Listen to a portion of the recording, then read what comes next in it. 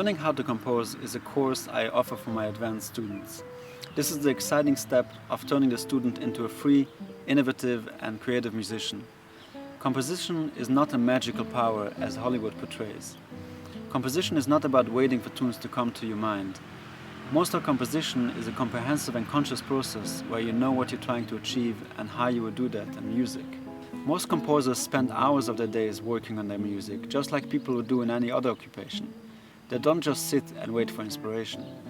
Like everything in life, inspiration can enlighten it, but the engagement must be there first in order for the inspiration to take hold. In this course, I teach people the concrete steps of composition that are possible to learn and engage in. It's exhilarating to see a person enjoy hearing the sounds of their own composition for the first time in their lives. I believe that I can enrich so many lives and make the world so much more musical by giving people the ability to compose music of their own.